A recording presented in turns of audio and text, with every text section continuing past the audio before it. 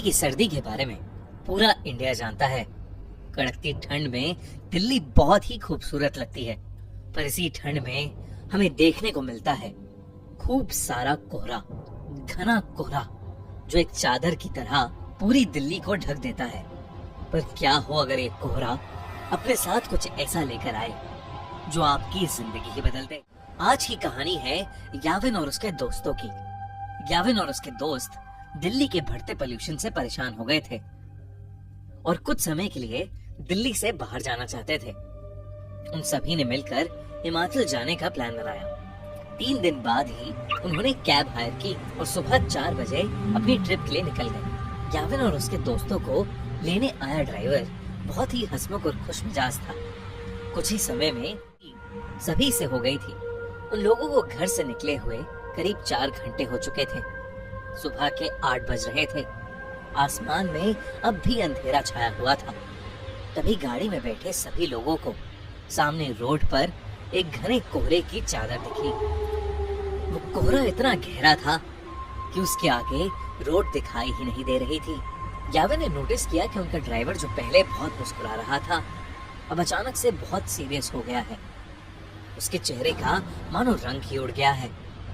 याविन को लगा कि शायद ड्राइवर कोहरे में गाड़ी चलाने से घबरा रहा था। याविन ने ड्राइवर के कंधे पर हाथ रखा और उससे कहा, भैया टेंशन मत लो, धीमी स्पीड पर गाड़ी कोहरे से निकाल लेना। तभी उस ड्राइवर ने याविन को देखा और सहमी हुई आवाज में कहा, मेरी आपसे विनती है, कोहरे से निकलते वक्त प्लीज गाड़ी की खिड़की बंद ही रखना, भूल कर भी मत खोलना।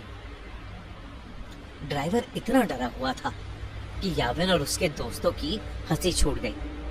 इस पर उस ड्राइवर ने बताया कि वो जिस इलाके में है वहां कभी कोहरा नहीं आता और जब कभी ऐसा कोहरा आता है तो वो अपने साथ एक छलावा, एक झूठ, एक माया लेकर आता है। याविन और उसके दोस्तों को ड्राइवर की बात पर विश्वास नहीं हुआ। उन्होंने उसकी बात को बोलकर नकार दिया और देखते ही देखते उनकी गाड़ी कोहरे के अंदर चली गई। कोहरे की चादर उनकी उम्मीद से काफी बड़ी थी। ड्राइवर धीरे धीरे गाड़ी आगे चला तो रहा था, पर किसी को आगे का कुछ भी नहीं दिख रहा था। अचानक ही गाड़ी में बैठी रिया को अजीब सी बेचैनी होने लगी। उसे बिल्कुल सांसें नहीं आ रही थी। वो ड्राइवर की बात को भूल गई और उसने गाड़ी का शीशा खोल दिया और अपनी गर्दन गाड़ी के शीशे से थोड़ी बाहर निकाल ली। खिड़की खोलते ही रिया को वापस सांस आई, लेकिन वो कोहरा अब गाड़ी के अंदर आ चुका था। कुछ ही सेकंड्स बाद जैसे ही रिया ने गाड़ी के अंदर देखा तो उसके होश उड़ गए। गाड़ी रोड पर चल रही थी, पर उस गाड़ी के अंदर रिया के अलावा और कोई नहीं था। रिया की सांस वही अटक गई। याविन, रवि और ड्राइवर से गायब थे। गाड़ी अपने आप आगे चल रही थी। रिया ने गाड़ी से कूदने के लिए गाड़ी का दरवाजा खोलने की कोशिश की, पर गाड़ी लॉक थी और जोर लगाने पर भी उसका लॉक नहीं खुल रहा था। वो जोर जोर से गाड़ी के अंदर चिल्लाने लगी। तभी कुछ ही देर में धीरे धीरे वो गाड़ी खुद ही रुक गई और दरवाजे का लॉक अपने आप खुल गया। रिया ने बिना कुछ सोचे समझे गाड़ी का लॉक खोला और गाड़ी से बाहर भागने लगी, पर उसे अपने आसपास घने कोहरे के अलावा और कुछ भी नहीं दिख रहा था। रिया चिल्ला चिल्ला कर मदद मांगने लगी। उसका दिल अब उसके शरीर से बाहर आ रहा था कि तभी उस कोहरे में कुछ दूर पर उसे एक काली परछाई दिखी जो एक बहुत ही बड़े आदमी जैसी लग रही थी। रिया मदद के लिए उस आदमी की तरफ भागने लगी, पर भागते हुए उसने ये देखा कि वो परछाई के करीब पहुंच ही नहीं पा रही है। वो परछाई हमेशा उतनी ही दूर होती जितनी पहले थी। इससे पहले रिया कुछ भी समझ पाती, उसे महसूस हुआ कि जैसे उसके पीछे कोई खड़ा हुआ है।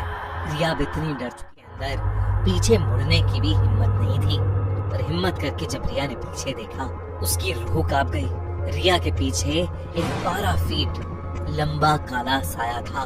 लंबे काले साये को देखकर रिया पूरी तरह कांपने लगी। तभी अचानक रिया को पीछे से एक बहुत जोर का धक्का लगा और वो नीचे गिर पड़ी।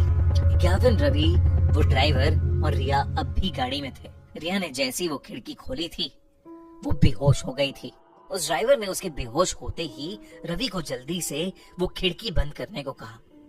याविन और रवि रिया की हालत देखकर उसे जगाने की कोशिश कर रहे थे और ड्राइवर बस बार बार एक ही चीज बोले जा रहा था कि नहीं खोलनी चाहिए थी, नहीं खोलनी चाहिए थी गाड़ी की खिड़की। याविन को अब ड्राइवर पर गुस्सा आने लगा था। उसे लग रहा था कि वो ड्राइवर एक मेडिकल इमरजेंसी पर वहम की पट्टी चढ़ा रहा है। याविन बस वहां से निकलकर रिया को हॉस्पिटल ले जाना चाहता था। याविन ने ड्राइवर को गाड़ी तेज चलाने के लिए कहा। ड्राइवर ने याविन की बात मानी और गाड़ी के एक्सीलरेटर पर अपना पैर दबा दिया। लेकिन कुछ ही सेकंड्स में अचानक से गाड़ी के सामने एक लड़की आ गई और इतनी तेज स्पीड होने की वजह से गाड़ी उस लड़की से टकरा गई। उस लड़की के टकराने के बाद ड्राइवर ने गाड़ी वहीं रोक दी। अब याविन और रवि की सांसें वहीं अटक गई थीं। याविन तुरंत गाड़ी से उतरकर उस लड़की को देखने गया। उसने देखा कि एक लड़की रोड पर उल्टी पड़ी हुई थी। याविन ने जैसे ही उसकी शक्ल देखने के लिए उसे पलटा, उसका दिल दहल गया। वो खून से लथपथ पड़ी लड़की कोई और नहीं बल्कि याविन की दोस्त रिया थी। याविन को कुछ समझ नहीं आ रहा था क्योंकि रिया तो उसके साथ गाड़ी में थी। याविन दोबारा गाड़ी की ओर गया और उसने देखा कि पूरी गाड़ी बिल्कुल खाली थी। गाड़ी के अंदर और कोई भी नहीं बैठा था। याविन को कुछ समझ नहीं आ रहा था। वो बहुत ज्यादा डर चुका था। याविन ने रिया की बॉडी को उठाकर गाड़ी में रखा और खुद ड्राइवर सीट पर बैठकर गाड़ी को चलाने लगा। याविन उस घने कोहरे में बस तेजी से हाथा गाड़ी। तभी उस चलती हुई गाड़ी के सामने वही 12 फुट लंबा काला साया आ गया और याविन का गाड़ी की स्टीयरिंग पर से कंट्रोल बिगड़ गया और वो गाड़ी रोड के एक साइड के एक पेड़ से जाकर टकरा गई। अगली सुबह उनकी गाड़ी एक पेड़ से टकराई हुई मिली जिसमें ड्राइवर, याविन, रवि और रिया थे। वो चारों उस कोहरे की रात जिंदा तो बच गए, लेकिन यावी के सर पर चोट आने की वजह से उसका मानसिक संतुलन बिगड़ गया और रिया को इतना गहरा सदमा लगा कि अब उसे हर जगह सिर्फ वही काला साया दिखता है।